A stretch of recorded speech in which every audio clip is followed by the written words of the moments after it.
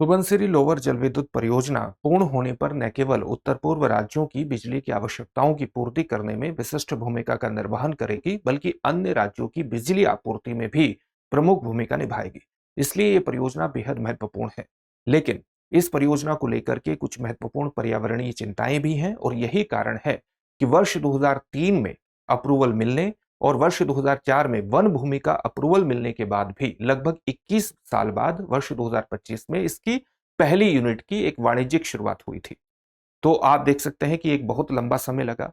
तो इसको लेकर के किस तरह की पर्यावरणीय चिंताएं हैं, ये जानना आपके लिए बेहद इंपॉर्टेंट है, और साथ ही ये जानना भी इंपॉर्टेंट है कि हालिया विवाद क्या है इसको लेकर के। इन सभी पक्षों पर बात होगी, लेकिन सबसे पहले कुछ बुनियादी जानकारी इसके बारे में हासिल कर लीजिए। सुबनसिरी लोअर जल विद्युत परियोजना है, तो इसका स्वाभाविक मतलब हुआ कि सुबनसिरी नदी पर है। सुबनसिरी नदी कहां पर स्थित है? ये तिब्बत से निकलती है यहां पर, और अरुणाचल प्रदेश में प्रवेश करती है, और फिर यहां पर ये असम में प्रवेश करती है और ब्रह्मपुत्र नदी में मिल जाती है। ब्रह्मपुत्र नदी की सबसे लंबी सहायक नदी है, और ब्रह्मपुत्र नदी की ये ट्रेजेक्टरी आप यहां पर देख सकते हैं। ठीक है। जल विद्युत परियोजना कहां पर प्रस्तावित है? ये अरुणाचल प्रदेश और असम का जो बॉर्डर है यहां पर प्रस्तावित है। एक जगह है जिसको हम गेरुका मुख के नाम से जानते हैं, यहां पर ये प्रस्तावित है। टोटल क्षमता कितनी होगी इस परियोजना की, जल विद्युत परियोजना की? 2000 मेगावाट की क्षमता होगी, और यहां पर 8 यूनिट डेवलप की जाएंगी। इसका मतलब है जो प्रत्येक यूनिट है वो 250 मेगावाट की होने वाली है। ठीक है, ये सामान्य बात हुई। साथ ही ये जो प्रोजेक्ट है ये एक run of the river project है। इसका मतलब क्या हुआ कि बिजली पैदा करने के लिए नदी के प्राकृतिक प्रवाह का प्रयोग किया जाएगा, ताकि पर्यावरण पर कम से कम नुकसान हो, न के बराबर नुकसान हो। क्योंकि run of the river project में किसी प्रकार के बड़े जलाशय का निर्माण नहीं किया जाता है। इसके बावजूद भी कुछ महत्वपूर्ण पर्यावरणीय चिंताएं हैं, और सबसे बड़ी पर्यावरणीय चिंता हाल ही में जो सामने आई है वो ये आई है कि हमारे देश का जो पर्यावरण, वन और जलवायु परिवर्तन मंत्रालय है, वो मार्च 2020 से मई 2025 तक अरुणाचल प्रदेश सरकार को 6 बार रिमाइंडर भेज चुका है। रिमाइंडर किस बात का भेज चुका है कि जब इस प्रोजेक्ट को वन भूमि के लिए अप्रूवल मिला था वर्ष 2004 में, तब यह बात थी कि इस प्रोजेक्ट के माध्यम से वन भूमि कितनी खोई जाएगी, जितनी वन भूमि खोई जाएगी उसको कंपेंसेट करने के लिए आपको 31.83 वर्ग किलोमीटर जो भूमि है उस पर फॉरेस्टेशन करना पड़ेगा, यानी वहां पर वनीकरण करना पड़ेगा, वहां पर वृक्षारोपण आपको करना पड़ेगा। अब इसके संबंध में किसी प्रकार की जो सूचना है वो अरुणाचल प्रदेश सरकार ने नहीं दी है, और सूचना किस प्रकार से दे सकती थी? वो जियो कोऑर्डिनेट्स के माध्यम से दे सकती थी। इसके अलावा एक फाइल होती है डिजिटल मैप फाइल, जिसको हम KML फाइल के नाम से जानते हैं। ये दोनों बहुत विशिष्ट भूमिका का निर्वहन करती है किसी भूमि की पहचान के अंतर्गत। तो इस तरह की सूचना नहीं दी गई है। ये क्या होता है इसको हम जानेंगे, और साथ ही ये भी जानेंगे कि इस प्रोजेक्ट को लेकर के अन्य पर्यावरणीय चिंताएं क्या है। इन सभी पर बात होगी, लेकिन उससे पहले इस बात को ध्यान में रखिएगा कि दृष्टि संस्थान ने आपकी जीएस की तैयारी को पूरी तरह से कराने के लिए, आप घर बैठकर ही जीएस की तैयारी कर सके इस बात को ध्यान में रखते हुए एक कोर्स लॉन्च किया है, GS studio foundation live online course. इस बात को विशेष तौर से ध्यान में रखिएगा, और ये मात्र 24,999 में आपकी जीएस की तैयारी को मात्र 14 महीने में पूरा करा देगा। और इसकी सबसे खास बातों में शामिल है कि इसको करने के बाद जब आप दृष्टि संस्थान की किसी शाखा में जाएंगे, ऑफलाइन बैच में एडमिशन लेंगे, तो ये सारी फीस वहां पर एडजस्ट होगी, यानी ये कोर्स आपको एक तरह से फ्री में पढ़ने वाला है। इसके संबंध में जो बैच है वो हिंदी माध्यम का जो बैच है वो हाल ही में शुरू हुआ है 3 फरवरी को। साथ ही इंग्लिश का जो बैच है वो 4 फरवरी को प्रारंभ हो रहा है, और इंग्लिश का जो बैच है वो 5 फरवरी को प्रारंभ होगा। इंग्लिश के बैच में हिंदी और इंग्लिश दोनों में चीजें समझाई जाएंगी, नोट्स उपलब्ध होंगे इंग्लिश में। 2 वर्षों तक करंट अफेयर्स की क्लासेस का एक्सेस रहने वाला है, जो पढ़ाया जाएगा, पीडीएफ फाइल मिलेगी, नोट्स बनाने में कोई दिक्कत नहीं होगी। जीएस के अलग अलग विषयों को कवर करती हुई 10 कलर्ड प्रिंटेड बुकलेट्स भी होंगी। कंप्लीट पैकेज है, एडमिशन ले लीजिए, दृष्टि लर्निंग ऐप को डाउनलोड कर लीजिए, वहां से एडमिशन सुनिश्चित कर सकते हैं, और साथ ही डिस्क्रिप्शन में दिए गए लिंक पर जाकर भी आप जिस भी बैच में एडमिशन चाहें वहां पर सुनिश्चित कर सकते हैं। इस फीस में डिस्काउंट अगर चाहिए तो आप मनीष कोड का इस्तेमाल करिएगा। एडमिशन लेते हुए मनीष कोड का इस्तेमाल करने पर आपको इस फीस में भी मैक्सिमम डिस्काउंट प्राप्त हो जाएगा।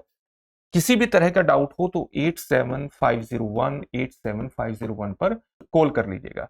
अब अपने टॉपिक की तरफ बढ़ते हैं। अभी हमने दो चीज की बात की थी कि पर्यावरण, वन और जलवायु परिवर्तन मंत्रालय ने कहा है कि अरुणाचल प्रदेश को जितनी भूमि पर यानी 31.83 वर्ग किलोमीटर की भूमि पर जो वृक्षारोपण करना था उसके बारे में कोई सूचना, ठोस कारण उसने नहीं बताए हैं कि ये क्यों नहीं हुई है। साथ ही किसी भी भूमि की पहचान करने के लिए आप जियो कोऑर्डिनेट्स का इस्तेमाल कर सकते हैं। ये क्या होता है? ये देशांतर और अक्षांश की स्थिति होती है जो किसी भूमि की सटीक लोकेशन बताती है। साथ ही एक डिजिटल फाइल होती है जिसको हम केएमएल फाइल कहते हैं। केएमएल फाइल ये डिजिटल फाइल होती है जो किसी भूमि की बाउंड्री के बारे में, उसकी सीमा के बारे में, उसके क्षेत्रफल के बारे में आपको सूचना प्रदान करती है। तो ये फाइल भी प्रदान नहीं की गई है। कोई ठोस कारण नहीं बताए गए हैं कि ये काम क्यों नहीं किया गया है। साथ ही अगर कोई फंडिंग प्राप्त हुई है और उसका प्रयोग कहां पर हुआ है इसके बारे में भी कोई सूचना नहीं है। रिमाइंडर बार बार भेजे गए हैं। जब से ये परियोजना, आप ये जानते हैं कि इसकी पहली जो यूनिट है उसकी शुरुआत कब हुई है? वर्ष 2025 में हुई है, यानी बहुत लंबा समय हो गया। क्योंकि इसको पहले से ही लगातार अरुणाचल प्रदेश में भी और विशेष तौर से असम में इस परियोजना को लेकर के विरोध हुआ।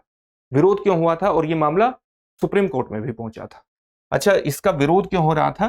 क्योंकि इसका सबसे बड़ा कारण यह था कि इसमें माना जा रहा था कि ये जो परियोजना है 2000 मेगावाट की है और बहुत बड़ी जल विद्युत परियोजना है, तो इससे निचले इलाकों में, असम के जो इलाके हैं उसमें जल प्रवाह बाधित हो सकता है। जल प्रवाह बाधित हो सकता है। जल प्रवाह बाधित होता होगा तो क्या होगा कि निचले इलाकों में जो मछली पालन किया जाता है वो प्रभावित होगा। इससे मछुआरों का जीवन प्रभावित होगा। साथ ही इसमें एक शब्द इस्तेमाल किया जाता है, हाइड्रोपिकिंग। हाइड्रोपिकिंग शब्द, हाइड्रोपिकिंग का मतलब क्या होता है? हाइड्रोपिकिंग का मतलब यह होता है कि जब बिजली की मांग बहुत ज्यादा होती है तो मोटर्स को तेजी से चलाने के लिए क्या पानी ज्यादा छोड़ा जाता है, और जब पानी एकदम से छोड़ा जाएगा तो निचले इलाकों में बाढ़ आने का खतरा रहता है। कई बार जब मांग नहीं होती तो पानी को एकदम खींच लिया जाता है, और जब खींच लिया जाता है तो पानी निचले इलाकों में कम हो जाता है। बहुत ज्यादा पानी छोड़े जाने से क्या होगा? मछली और जलीय जीवन प्रभावित होगा। जो नदी के तटीय इलाके हैं वहां पर जो वनस्पति है उसकी जैव विविधता भी नकारात्मक रूप से प्रभावित होगी। साथ ही इसको लेकर के एक बहुत बड़ा जो सवाल उठाया जाता है वो ये उठाया जाता है कि असम में एक प्रोटेक्टेड फॉरेस्ट है जिसको हम दुलुंग के नाम से जानते हैं, दुलुंग प्रोटेक्टेड फॉरेस्ट। और साथ ही अरुणाचल प्रदेश में एक प्रोटेक्टेड फॉरेस्ट है जिसको आप पानीर या पनीर के नाम से जानते हैं, प्रोटेक्टेड फॉरेस्ट। अब क्या है कि ईस्ट और वेस्ट का जो हाथी कॉरिडोर है वो इनके बीच प्रवाहित होता है और यहीं पर सुबनसिरी नदी है। इसलिए अगर सुबनसिरी नदी में जल का प्रवाह ऊपर नीचे होगा और हाइड्रो पिकिंग के मौसम में बहुत तेजी से, यानी अगर डिमांड बहुत ज्यादा बढ़ेगी और पानी एकदम से छोड़ा जाता है तो हाथी क्या है कि झुंड में एक स्थान से दूसरे स्थान पर आवागमन करते हैं। इससे हाथियों के बच्चे नकारात्मक रूप से प्रभावित हो सकते हैं। हाथियों के बच्चे पानी में बह सकते हैं, वो अपने झुंड से बिछड़ भी सकते हैं, और साथ ही लंबे समय में जो हाथी हैं उनको बिहेवियरल चेंज भी हो सकते हैं, व्यवहारात्मक स्तर पर भी चेंज हो सकते हैं। यानी वो आवागमन जो है दो प्रोटेक्टेड फॉरेस्ट के बीच हाथियों का वो भी प्रभावित हो सकता है, जो कि किसी भी प्रजाति में आनुवंशिक विविधता को बनाए रखने के लिए जरूरी होता है।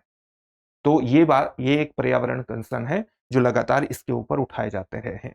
बाढ़ को लेकर के, जैव विविधता को लेकर के जो कंसर्न है वो तो है ही, उससे किसानों की आय प्रभावित होगी, मछुआरों की आय प्रभावित होगी, वो कंसर्न तो है ही। ये जो हाथी कॉरिडोर प्रभावित होने की आशंका है इस पर भी लगातार प्रश्न उठ रहे हैं। हालांकि इसको लेकर के एक मल्टी सीजनल हाइड्रोलॉजिकल स्टडी की बात हुई थी, लेकिन वो मल्टी सीजनल हाइड्रोलॉजिकल स्टडी पर भी किसी प्रकार से आगे नहीं बढ़ा गया है। मल्टी सीजनल हाइड्रोलॉजिकल स्टडी का मतलब ये होता है कि अलग अलग मौसमों में जो जल प्रवाह होगा, चाहे वो पीकिंग के समय हो या जल प्रवाह कम करने से संबंधित हो, उसका प्रभाव किस प्रकार से हाथी कॉरिडोर पर पड़ेगा, अन्य जैव विविधता के पक्षों पर पड़ेगा, उसको लेकर के एक स्टडी होनी चाहिए। इस पर भी बात हुई थी, लेकिन अभी तक उस मामले में भी आगे नहीं बढ़ा गया है। तो ये पूरा मुद्दा था। इससे जुड़े हुए प्रश्न को देख लेते हैं। प्रश्न क्या है? निम्नलिखित कथनों पर विचार कीजिए। सुबनसिरी लोअर जल विद्युत परियोजना की कुल क्षमता 2000 मेगावाट है। Wild life institute of India के अनुसार हाइड्रो पिकिंग से मुख्य खतरा हाथी गलियारे को है। उपर्युक्त कथनों में से कौन सा ऐसे कथन सही है या है? आपके सामने ऑप्शंस हैं, केवल एक, केवल दो, एक और दो, दोनों, न तो एक और न ही दो? इस प्रश्न का उत्तर कमेंट बॉक्स में कमेंट करके जरूर दीजिएगा। फिर से एक नए सेशन में आपसे मुलाकात होगी। धन्यवाद। अब एग्जाम की तैयारी को और बेहतर करने के लिए हमारे चैनल को लाइक, शेयर और सब्सक्राइब करना ना भूलें।